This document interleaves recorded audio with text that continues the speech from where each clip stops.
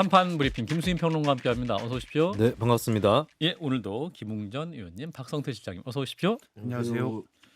자, 일단 국회로 가보겠습니다. 내란 혐의 국조 특위 오늘 구치소 청문회를 위해서 구치소를 향해 갔었는데 파행됐죠? 네, 그렇습니다. 국회 내란 혐의 진상규명 국정조사 특별위원회가 처음에 서울 동부구치소를 찾았는데요. 김용현 전 국방부 장관의 현장 청문회를 시도를 했지만 무산이 됐습니다.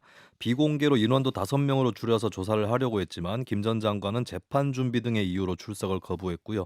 한편 국민의힘 의원들은 증인 채택에 반발해서 현장 조사에 전원 불참했습니다. 안규백 특위위원장은 청문회에 동행 명령을 거부하고 출석하지 않는 증인에 대해 간사간 협의를 거쳐 고발 조치하겠다라고 밝혔고요. 그리고 특위는 이어서 서울구치소를 방문해서 윤석열 대통령, 노상원 전 국군정보사령관, 김용군 전 대령을 조사를 하려고 했으나 당사자의 거부로 불발이 됐고 여인영 전 방첩사령관도 수도방위사령부 미결수용소에 있는데 이쪽 현장 청문회도 거부를 당하고 있는 그런 상황입니다. 예. 자, 이제 어제 헌재는 출석했지만 국회 청문회 나오지 않는 증인들의 모습인데, 자 일단은 구치소 청문회 진행을 하려고 했었는데 무산이 됐습니다. 어떻게 보셨는지 먼저 김웅 의원님부터. 뭐 지금은 국회 시간이 아닌 거죠. 예.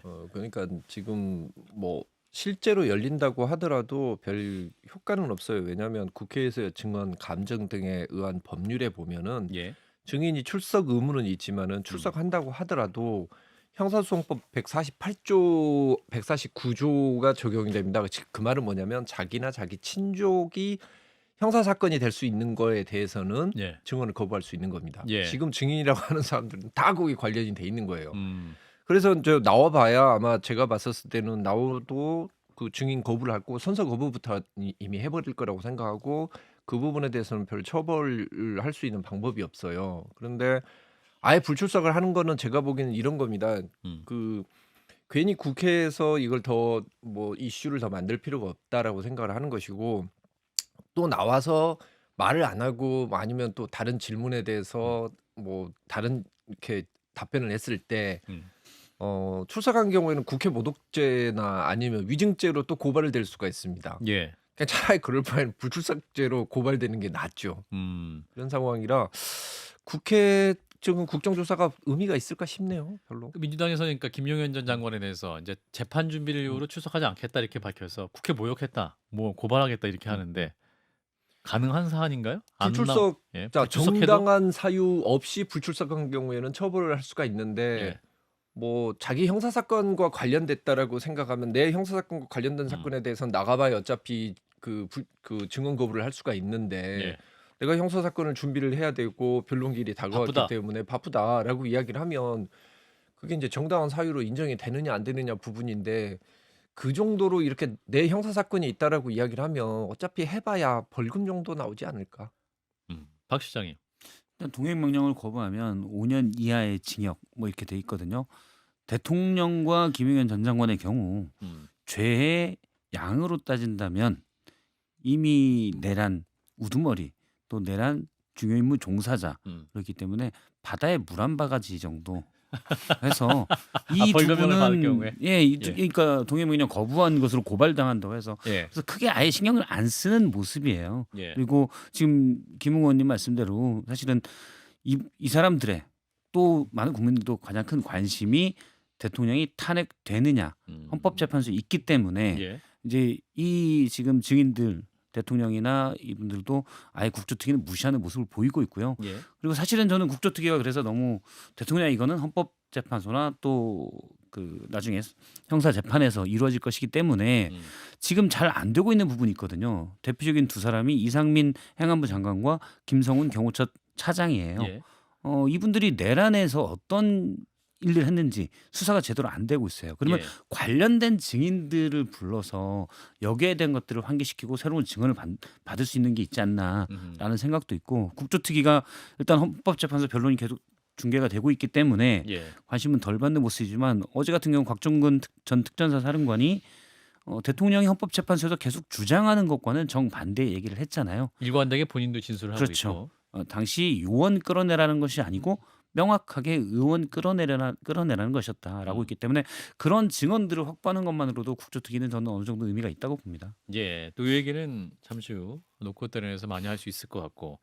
자, 민주당 얘기로 넘어가 보겠습니다. 김경수 전 경남지사 계속 이제 뉴스에 나오고 있습니다. 오늘은 복당 신청을 했는데 차기 대선을 위한 발걸음이다. 이렇게 보면 될까요? 네, 김경수 전 지사는 드루킹 댓글 조작 사건으로 2021년 7월 징역 2년형을 확정받고 지사직과 피선거권을 상실했습니다. 이와 함께 민주당에서도 탈당 처리됐는데요. 그러다 2022년 신년에 사면 2024년 8월 복권을 거쳐서 피선거권을 회복을 했습니다. 김 전 지사는 지난달 31일 직전 당적지였던 경남도당에 복당을 신청한 것으로 알려졌는데요. 예. 현재 복당 절차가 진행 중입니다. 음. 경남도당이 복당을 허용할 경우 중앙당에 보고를 하게 되면 복당이 최종 확정되게 됩니다. 김 전 지사는 오늘 MBC 라디오 김종배의 시선집중에 출연했는데요. 민주당이 품을 넓혀야 한다라고 강조를 했습니다. 그리고 조기 대선 참여 여부에 대해선 내란 세력 단죄에 힘을 모을 시기다라면서 답을 피했습니다. 예. 복당 받아주겠죠? 네, 지금 뭐 안 받아준다는 얘기는 안 나오고 있습니다. 예, 품을 넓혀야 된다 얘기를 한 다음에 신청을 했기 때문에 자, 이런 가운데 이재명 대표 공직선거법 관련 2심 재판부에 위헌법률 심판을 제청을 했습니다. 네, 허위사실 공표죄로 1심에서 징역 1년, 집행유예 2년을 선고받은 이재명 대표는 허위사실 공표죄를 담은 공직선거법 250조 1항이 헌법에 위반된다면서 2심 재판부에 위헌법률 심판 제청을 신청했습니다. 허위사실 공표 금지 대상 중에 행위 부분이 모호하다는 취지였고요. 재판 지연 전술이라는 비판이 나오자 민주당 법률 대변인인 이건태 의원은 위헌법률 심판 제청 신청 사건은 본 재판과 별도로 진행되기 때문에 본 재판 진행을 지연시키지 않는다라고 설명을 했습니다. 예. 재판부가 만약에 이 신청을 받아들여서 제청을 하면 헌법재판소 결정이 나올 때까지 재판은 정지되고요. 신청이 기각되면 이 대표 측이 헌법소원을 제기하고 재판은 계속 진행됩니다. 2021년 허위사실 공표죄에 대한 헌법재판관 전원 일치 합헌 의견이 나온 적이 있기 때문에 헌법재판까지 가지 않을 수도 있다, 이런 전망도 많이 있습니다. 예. 자, 일단 김경수 전 지사의 행보 아까 받아줄까요 했더니 우리 김홍 의원님 웃으셨어요. 안 받아줄 수 있다고 보신 건가요? 안 받아줄 수는 없을 겁니다. 예. 네, 안 받아줄 수는 없는데 예. 사실 이제 김경수 지사하고 이재명 대표하고 관계는 예. 숨겨져 있는 악연이 있죠. 아, 그런가요? 김경수 지사가 이제 뭐 이렇게 뭐 옥중에 갇히게 된 게 결국 드루킹 사건 아니겠습니까? 그렇죠. 그 드루킹 사건을 고발했던 사람이 바로 이현욱 전 경기주택도시공사 사장이에요. 이 경기주택공사가 우리가 국민들이 어디서 들어봤을 거예요. 이게 뭐냐면 사라진 초밥 10인분 이야기가 나와서 그 초밥 10인분이 이재명 지사의 옆집에 갔을 것이다라고 이야기를 하고 있고 예. 그 옆집이 바로 경기주택도시공사가 전세를 얻어놓은 집입니다. 그 집이죠. 그래서 예. 이현욱 씨하고 이재명 지사하고는 상당히 밀접한 것 같은데 드루킹 사건 고발의 주역이 바로 이현욱 변호사입니다. 아하. 그러니까 어찌 됐든 간에 김경수 지사 입장으로 봤었을 때는 말을 못하지만 이를 악물고 있을 것이고 예. 그 사정 뻔히 아는데 이재명 대표가 이거 복당을 안 받아줄 수는 없을 것이고 둘 사이에 그런 미묘한 악연이 있기 때문에 이건 상당히 제가 봤을 때는 앞으로 민주당의 행보에도 영향을 많이 미칠 거라고 봅니다. 아, 그렇군요. 박 실장님은? 일단 뭐 이른바 친명 중에 일부는 싫겠죠. 근데 저는 예를 들어서 복당을 받아주면 안 된다라는 말조차 공식적으로 나오면 안 된다. 그러면 지금 대선을 앞두고 있는 이재명 대표 유력 대선 주자로 보이지만 예를 들어서 비호감도를 높이기 위해서 지금 많은 노력을 하고 있잖아요. 거기에 역행하는 모습으로 비춰질 거예요. 그래서 이재명 대표의 측근들이라면은 공공연하게 그런 얘기를 할 필요가 없다. 이게 뭐 탈당이 어떻고 드루킹 특검에서 유죄 받은 게 어떻고 이런 걸 다 떠나서 예. 일단 유권자들이 받아들이는 인식이 복당에 대해서 고민해봐야 되겠는데요라는 말이 나오는 순간 어떻게 보면 협량함으로 비춰져요. 예. 네, 그래서 지금까지 본인의 그런 비호감들을 낮추기 위한 노력을 했다면 그 이미지에 반하는 행위가 될 거여서 신중해야 된다고 생각을 합니다. 뭐 이렇게 신중한다는 건 복당을 검토하겠다 뭐 이런 얘기가 신중해야 된다. 지금 뭐 대부분의 민주당 지지자들은 뭐 당연한 걸로 받아들일 것이기 때문에 복당이. 예. 예. 자, 그런데 이제 지금 공직선거법 2심 재판부의 위헌법률 심판을 또 이재명 대표 측이 제청을 했다고 하는데 이거 무슨 내용입니까? 이게 참 이걸 보면서 저기 이제 윤석열 대통령 보고 이제 법꾸라지라고 이야기를 하는데 예. 참 이거 하는 거 보면은 저는 그냥 법 이무기 수준이다 거의. 이게 황당한 거예요. 이게 뭐냐면 이 조항 자체가 위헌이라고 하면은 이거 처벌을 할 수가 없는 겁니다. 예. 그리고 위헌 심판 제청을 해달라라고 재판부에 요청을 했을 때 재판부가 그걸 받아들여서 헌법재판소에 위헌법률 심판 제청을 하게 되면은 사실상 재판은 중지되는 거예요. 형사 재판은. 예. 그걸 노리고 있는 건데 근데 이재명 대표가 이거를 지금 이 카드를 꺼낸 것은 좀 파렴치하다고 봐요. 왜냐면은 이미 우리 대법원에서는 이 조항에 대해서 공직선거법 250조 제1항에 대해서 위헌법률 심판 제청을 해달라고 했던 신청에 대해서 예. 기각한 적 택도 있죠? 없다고 기각을 2번을 했습니다. 첫 예. 번째가 뭐냐면 2018 초기 306 결정입니다. 초기라는 건 뭐냐면 형사사건 관련해서 기타의 신청에 대한 사건 번호거든요. 예. 그리고 하나 더 있어요. 2019 초기 1034 결정이 있습니다. 이것도 두 개 다 뭐냐면은 이 조항은 합헌이라서 위헌법률 심판 제청을 할 필요가 없다라고 두 번째 나옵니다. 이 2019 초기 1034 결정은 누가 신청을 했느냐? 이재명 대표가 이재명 신청했죠. 대표가 한 겁니다. 예. 같은 것을 지금 또 하고 있는 거예요. 그러니까 기각됐었던 사안인데 그렇죠. 한 번 더 신청했다. 그렇죠. 그러니까 이게 지연 전략이 아니라고 이야기하는 것은 뻔뻔한 말이죠. 박 실장. 이게 뭐 이재명 대표의 본의가 어떻든 간에 유권자들이 어떻게 인식하느냐가 중요하잖아요. 예. 이거는 사실은 재판을 지연시키기 위해서 상당히 노력하고 있다라고밖에 안 비춰져요. 야. 그래서 과거에도 처음에 이걸 검토한다는 얘기가 나왔을 때 예. 저도 이른바 친명계 인사들에게 이건 정말 부적절한 것 같다. 음. 이게 딱 그럼 뭐냐면 음흠. 지금 헌법재판소의 탄핵심판 결정은 3월 중순 정도 요조 내에 나올 것으로 예상이 되고 있고 예. 모르죠. 사실 재판관들이 하겠지만 예상되기에 음흠. 그다음에 이재명 대표의 그 공직선거법 2심은 3월 말 이르면 이렇게들 예측을 하거든요. 예. 그런데 문제는 이제 경선이에요. 그래서 경선 전에 이게 갑자기 어느 시기에 딱 나와버리면 2심 결과가 그렇죠. 2심 결과가 이제 일단 대통령 탄핵이 결정되면 이건 거의 뭐 명확한 사실인데 탄핵이 결정되면 대선으로 갈 거 아닙니까? 60일 이내이기 때문에 이제 경선에 들어가야 되는데 경선 절차에 들어가야 되는데 후보 선출을 하기 전에 그 시기가 어떻든 간에 갑자기 나오면 이재명 대표가 최종 후보가 되는 데는 부담으로 작용할 수 있거든요. 그러면 그 2심 결과를 그 뒤로 미루려는 것 아니냐. 본의와 상관없이 예. 유권자들이 그렇게 인식하기가 쉽죠. 근데 이제 이재명 대표 입장에서는 그래도 본인이 쓸 수 있는 방어권은 다 써야 되는 것이 아니 이렇게 주장할 수 있고 반대로 윤석열 대통령을 보면 지금 구속 취소 청구를 하고 있어요. 그 법조인 경력 30년 했던 분이 아니 또 살다 구속 취소를 청구한 사람도 처음 봤네라고 이렇게 말씀하시거든요. 그 이게 다 대비되는 거거든요. 김 의원님. 지금 사실 이제 우리 정치가 이제는 정치가 역할을 못 하고 있는 거예요. 그리고 이제 사실 그게 있죠. 예전에 어느 정도 상황이 되면은 정치적인 지도자 정도 되고 우리나라 사회에서 어느 정도 위치에 있으신 분 정도 되면 수긍하는 게 있고 예. 또 그 악스러운 모습을 잘 안 보이면서 국민들 간에 서로 갈등과 분열을 그래도 막아보려고 노력하시는 것들이 있었어요. 예. 지금의 정치인들은 보면은 예. 정말 너무 심해요. 정말 좀 심하게 이야기하자면 뭐 이런 식으로 그 껌껌이 이렇게 문제 삼고 이런 것은 사기장과 한 30번 정도 되는 분들이 그런 분들이 주로 쓰는 것들을 예. 양 당에서 가장 중요한 분들이 이렇게 막 쓰기 시작하면 예. 참 변호사 입장에서는 좋죠. 왜냐 저희 입장으로 봤을 때는 대통령도 하고 이재명 대표도 하는 건데 저희가 그거 해드릴게요라고 할 수는 있지만 저는 그래도 의뢰인들한테 그런 예. 이야기를 해요. 이건 너무 구차스러운 모습이다. 예. 그러지 마시고 차라리 합의하시라라고 하지. 예. 이런 모습을 국민들한테 보이는 것도 좀 우습죠. 저는 이제 방행커님이 좋은 점을 지적해 주셨는데 예. 물론 윤석열 대통령이 받고 있는 죄 혐의 그리고 이재명 대표가 기소돼서 지금 받고 있는 혐의는 저는 한 3,000배 정도 차이가 난다고 봐요. 지난번 한 2,000배라고 하셨는데 또 올랐어요. 올랐습니다. 3,000배. 인플레이션이 있으니까 구속- 올랐어요. 너무 이게 불공정한 거 아닙니까? 공소장을 어떻게 보셨구나. 1,000배씩 읽어보셨구나 공소장. 공소장 다 봤죠. 아, 공소 읽어보니까 101페이지 100 읽어보니까 페이지 쭉 봤습니다. 예. 그러고 보니까 한 1,000배 정도 가산을 해야 될 것 같아요. 예. 3,000배 정도 차이가 나는 건데 예. 사실은 많은 유권자들이 그걸 다 일일이 따지기 힘들잖아요. 예. 그러면 지금 말씀하신 대로 아. 대통령도 안간 힘을 써서 어떻게든 헌법재판소에서 거짓말하면서 막 하고 음. 그런 태도도 물론 제가 한 500배 정도는 더 불량하다고 봐요.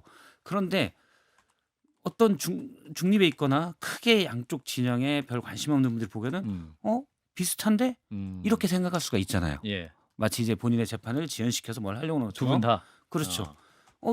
저쪽도 그러는데 라는 공격을 쉽게 당할 수가 있거든요. 근데 그걸 굳이 왜 하느냐. 그러니까 제가 야당 쪽 인사들에게 물어보니까 정치 쪽으로 좀 신경 쓰는 분들은 다 이건 해서는 안 된다고 생각을 했어요. 이른바 친명계 인사들도. 그런데 법률가 출신 분들 이건 할 수 있는 건 다 써야 된다. 그래서 저는 국회 법률가 출신 쿼터제를 도입해야 된다고 봐요.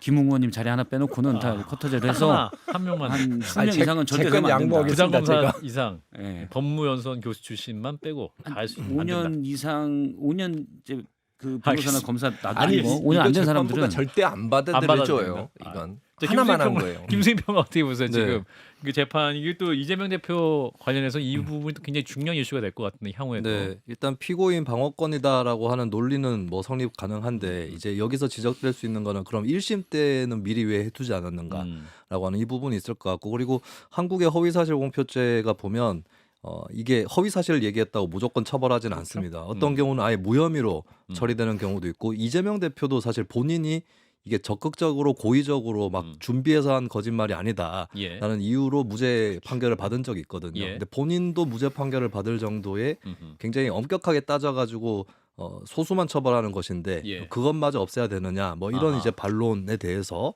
또 이제 또 재반론을 이재명 대표가 내놔야 될 그런 상황입니다. 예, 일단 또 재판부의 판단은 어떻게 될지 지켜보시죠. 자, 이어서 명태균 씨 이름이 또 나왔습니다.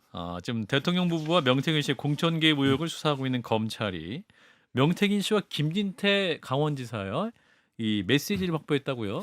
네, 창원지검 전담수사팀은 김 지사가 명 씨에게 2024년 1월 13일 한 기사를 공유하면서 이건 용산 사모님께 보내드렸더니 잘 됐다고 좋아하시네요라고 말한 카톡 메시지를 확보한 것으로 알려졌습니다. 예. 이 기사의 내용은 윤 대통령이 저출산 고령사회위원회 부위원장직과 기후환경 대사직에서 국민의힘 나경원 의원을 해임시켰다라고 하는 내용입니다. 예. 이에 명 씨가 저도 보내드렸다라고 하자 김 지사는 그럴 수 있겠다 싶었다라고 했고 명 씨는 도지사님 화이팅이라고 화답을 했습니다. 예. 또 김진태 지사가 2022년 강원도지사 공천 컷오프 발표 직전인 4월 13일 명 씨에게 여론조사를 공유한 그 메시지도 전해졌는데요. 예. 이 메시지에서 명 씨는 당선인 당시의 윤 대통령입니다. 당선인 사모님 이준석 대표 보내드렸다라고 여론조사 결과를 보내드렸다라고 대답을 했고요. 김 지사가 정진석 당시 공천관리위원장에게 전화할 필요 없겠죠라고 묻자 명 씨는 의원님 당선은 누구도 막을 수 없습니다라고 답한 것으로 알려졌습니다. 예, 또 이 시점에 또 명태균 씨와 김진태 지사의 카톡 내용이 또 공개가 됐는데 이런 가운데 민주당에서는 이제 명태균 특검법 발의를 검토 중이다라는 소식이 있군요. 네, 민주당이 김건희 특검법 재발의 대신에 명태균 씨의 초점을 맞춘 특검법으로 활로를 틀었다라고 뉴스원이 보도를 했습니다. 뉴스원과 통화한 민주당 원내 관계자는 창원지검에서 명태균 관련 의혹 수사가 제대로 안 되고 있다. 명 씨가 윤석열 대통령 관련 주요 증언을 하고 지난 대선 과정에서 불법 선거를 한 부분도 밝혀지지 않았다라고 하면서 특검의 필요성을 강조했는데요. 예. 다른 민주당 원내 관계자도 김건희 특검법에서 명태균 의혹만 떼서 특검법을 발의할 생각도 하고 있다라고 밝혔습니다. 또 박범계 의원은 검찰이 명 씨의 소위 황금폰을 입수하지 못한 것 같다면서 민주당이 잘하면 명 씨가 줄 수도 있을 것 같다 이런 말을 하기도 했습니다. 예. 자, 김진태 강원지사 당시 이제 이 지방선거 공천에서 탈락, 컷오프 됐다가 이제 다시 회생해서 출마하게 됐었죠. 그래서 당시에 이제 어떻게 된 거냐, 뭐 여러 가지 공천 개입 의혹이 제기됐었는데 이번에 이제 확보된 카톡, 그러니까 나경원 의원의 해임 관련 뉴스를 명태균 씨와 김진태 지사가 결국 동시에 보내고 여사가 좋아하시네요. 뭐 이런 내용을 서로 또 이렇게 주거니 받거니 한 건데 내용을 보면 이 두 분이 이 김건희 여사가 나경원 의원을 싫어한다는 걸 동시에 알고 있어 서로 그래서 서로 보내드렸습니다라고 또 이심전심으로 얘기했던 것 같아요.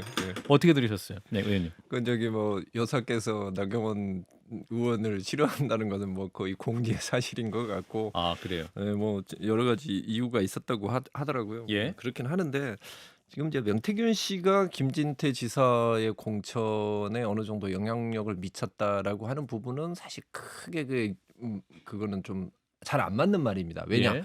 지금 이 내용을 보더라도 음. 김진태 지사가 컷오프 되기 전에 자기 여론조사 결과 보여주면서 명태균한테 좀 도와달라는 식으로 이야기하니까 예. 명태균이 그 의원님의 당선은 이제 누구도 막을 수 없습니다라고 예. 이야기를 하고 나서 예. 바로 컷오프가 됐죠. 예. 그리고 나서 이제 김진태 전 의원이 그때 당시에 그 국회 앞에서 농성을 하셨어요. 단식했어요. 단식 농성을 하셨죠. 예. 그 단식 농성장에 우리 당 현역 의원 중에 유일하게 제가 혼자 찾아갔었습니다. 아, 이제 혼자 그랬군요. 찾아갔더니 예. 깜짝 놀라면서 어떻게 저기 그 세보계가 자기한테 와서 자기를 또 도와주러 왔느냐 하더라고요. 그래서 아니 그전에는 저기 당에서 선거 기간 동안에 충분히 제일 어려운 일 시켰었어요. 그때 이재명 그 후보 공격하는 역할을 시켰거든요. 아, 김진태 김진태 전 지사한테. 의원 지사에게. 그래 놓고 나서 여기에 이런 식으로 사람 헌신짝 버리듯이 버리면 되겠냐. 나는 도저히 이건 정치 도의에 안 맞는 것 같다라고 했더니 사진은 찍으면 안 되겠지라고 하더라고요. 그래서 그런 게 어딨냐 찍자. 그래서 사진 찍고 바로 제가 SNS에 올렸거든요. 예. 그리고 나서 제가 올리겠다라고 이야기를 했더니 아유 막 그러지 말라라고 이야기를 하면서 예. 어떻게든지 살아나가겠다라고 어. 이야기를 하시더라고요. 예. 그리고 나서 그날 바로 SNS로 올렸더니 우리 당에 있는 어. 뭐 중진 의원이 전화 와서 예. 야 웅아 너 미쳤냐 이런 거 올리면 어떡하냐 그러더라고요. 예. 그래서 이거 너무하는 거 아니냐. 사람이 그 정말 감탄고토도 아니고 이런 거 하면 되겠냐라고 예. 이야기를 했죠. 근데 그 뒤에 이제 제가 알기로는 명태균이 아니고 김진태 전 지사가 예. 다 대통령 당시 후보자가 어찌 됐든 간에 공천에 막대한 영향력이 있었으니까 예. 후보자 찾아가서 그 후보자 부부한테 다시 한번 좀 맡겨주면 잘할 수 있다. 그리고 자기 지지율이 워낙 높지 않느냐라고 간곡히 부탁해서 저는 된 걸로 알고 있지. 명태균은 좀 일종의 자기 좀 쇼잉이 좀 있어요. 박 실장님. 일단 뭐 명확히 할 수 있는 거는 예. 여사가 정말로 나경원 의원을 참 싫어했구나. 예, 그거 확실히 밝혀졌는데 나경원 의원은 월요일에 그 대통령 구치소 면회까지 그렇죠. 다녀오셨는데 그 출처를 다녀온 알 수 다음에 없는- 또 바로 이런 뉴스가 나와가지고 그렇죠. 예, 나경원 의원이 기분 안 제일 좋으실 포용력이 넓으신 것 같아요. 아, 근데 어쨌든 아니요, 예. 근데 또 싫어할 만한 이유가 또 있어요. 그래 뭡니까? 그건 방송은 말할 수 없습니다. 예, 큰일 납니다. 예. 아니 시청률 올라가는 걸 아니. 큰일 납니다. 저희는 공정방송 예. 예, 정론을 추구하기 때문에 계속 해보세요. 그래가지고 아니, 정론에 포함되어 있을 것 같아서 여쭤본 건데 어쨌든 알겠습니다. 근데 예, 일단 그 사실은 분명히 확인이 됐고 복수로 확인이 된 거죠. 예, 김진태 지사에게 확인이 됐고 명태균 씨한테 확인이 된 거잖아요. 여사는 나경원 의원을 싫어했어.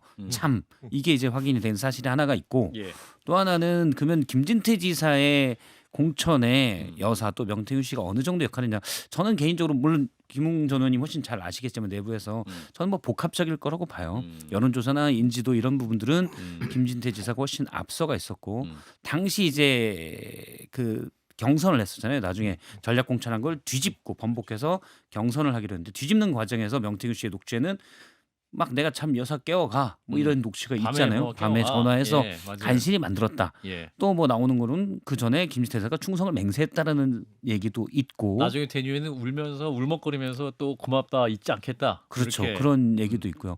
근데 이제 예를 들어서 이거는 그쪽 캠프에 있던 사람에게 들은 얘기인데 황상무 당시 후보가 나갔었는데 KBS 앵커를 오래 했었지만 예, 사실은 이제 얼굴로 그냥 나갔을 때 인지도. 인지도가 이렇게 높진 않았다. 인사를 하는데 그래요? 못 알아보는 사람이 많았다. 아, 그래요. 라는 걸 물론 그 사람 개인의 주장이기 때문에 신빙성 있게 모르지만 사실은 여기 이슈가 안 되면 또 모를 수가 있잖아요. 네. 그래서 그런 부분들도 좀 인지도에서는 좀 그런 게 있었다고 그러더라고요. 근데 아하. 김진태 지사는 그 전에도 아주 강한 발언 등으로 예, 인지도는 그럼요. 꽤 있었죠. 예. 이게 좋은 일은 아닌 것 같은데 어쨌든 네. 알겠습니다. 알겠습니다. 복합적일 거라고 봅니다. 아, 예. 자, 하나만 더 하고 마무리하겠습니다. MBC 얘기인데요. 오요한나 기상캐스터의 직장 내 괴롭힘 의혹이 주목을 받고 있습니다. 근데 이제 MBC 박문진 이사장이 관련해서 입장을 냈어요. 네, MBC 최대 주주인 공익문화재단 방송문화진흥회 권태선 이사장이 MBC 직장 내 괴롭힘 의혹과 관련한 입장을 밝혔습니다. 권 이사장은 박문진 홈페이지에 글을 올려 꽃다운 나이에 세상을 떠난 오요한나 씨의 명복을 빌며 유가족께도 심심한 위로의 말씀을 전한다라고 밝혔고요. 예. MBC 관리감독기구인 박문진의 이사장인 저는 설 연휴 기간 중 그의 안타까운 죽음이 직장 내 괴롭힘과 관련이 있다는 보도를 접하고 충격을 받았다라고 밝혔습니다. 그러면서 즉시 MBC 쪽으로부터 관련 사실을 확인하고 대응 방안을 청취한 뒤 전면적인 조사의 필요성을 제기했다라고 알렸고요. MBC는 외부 전문가를 포함한 진상조사위원회를 구성해 조사에 곧 착수할 것이라면서 프리랜서의 노동 환경 전반을 점검하겠다고 밝혔습니다. 예, 유승민 전 대표도 MBC 인터뷰 중에 또 이 문제를 또 갑자기 말씀하셔가지고 더 화제가 되기도 했었는데 김웅 의원님도 이 문제 좀 관심 있게 보시는 것 같아요. 예, 뭐 이제 여기에서 지금 우리가 중요한 건 뭐냐면 자꾸 지금 가해자를 색출해서 이제 가해자에 대해서 모든 책임을 다 묻고 이러고 있는데 물론 그게 직성은 풀릴지 모르지만은 이런 문제는 구조적인 겁니다. 그러니까 이런 외주화를 시키는 것들이 기본적으로 노동 외주화를 하면은 근태 관리가 안 되기 때문에 알게 모르게 이런 갈굼이나 직장 내 괴롭힘을 통해서 스스로 그 근태 관리를 시키는 그런 못된 그런 관행이 있거든요. 예. 그런 걸 고쳐야 되는 거고 제가 보기에는 이제 정치권에서는 이런 경우에 뭐 955 요한나법으로 해서 예. 근로기준법 저 76조 제2, 3 여기 안에 사업주뿐만 아니라 그 외주 사업장 거기에 대해서도 직장 내 괴롭힘 범위 안에 포함시키는 법 개정이 저는 필요하다고 봅니다. 예. 박 시장님. 사실은 비정규직 문제, 특히 이제 파견직이나 예. 이런 문제가 제일 심각하다고 봐요. 저도 예. 이제 방송사에 두 군데 있었는데 그런 문제들이 제일 고민이 되고 그렇죠. 사실은 또 마땅한 해결책도 쉽지 않은 그래서 한 방책으로 나온 게 이제 계열사로 만든다거나 그런 것들이 그나마 좀 대안이 될 수 있다고 생각했는데 그걸 또 싫어하는 분들도 꽤 있어요. 예. 그래서 문제가 좀 많고 근데 그것과 별개로 사실은 어떤 그 극단적 선택에 의해서 된 분에 대해서 어떤 기사들은 전 좀 더 신중해야 된다고 봅니다. 정확한 사실관계를 알기 전까지는 예. 일단 그냥 나가는 것도 그렇고 또 관련된 분들이 있으면 가해자로 지목되는 분들도 있으면 예. 이게 이제 이 가해를 했다고 의심받고 있는데 그 결과가 죽음으로 돼 있는 거잖아요. 예. 그러면 이것도 이 사실과 만약 다를 경우 이분들이 가질 수 있는 것도 크기 때문에 조심스럽고 신중하게 예. 또 다만 정확하게 묻어두는 게 아니라 정확하게 밝혀야 된다고 보고 근데 MBC가 낸 입장문은 그건 정말 저는 역대급이에요. 아주 비판받아야 되는 예. 예를 들어서 그런 사실이 있으면 알려주기 바란다. 이건 아니죠. 예. 그건 사건 자체를 너무 정치적으로 해석을 한 거예요. 그래서 어떻게 됐든 간에 사건 자체를 그렇게 보고 또 어떤 세력의 준동이라고 한 거는 저는 충분히 비판받아야 되고 회사가 사과해야 되는 입장문이라고 봅니다. 예. 여기까지 하겠습니다. 김수인 평론가였습니다. 고맙습니다. 네, 감사합니다.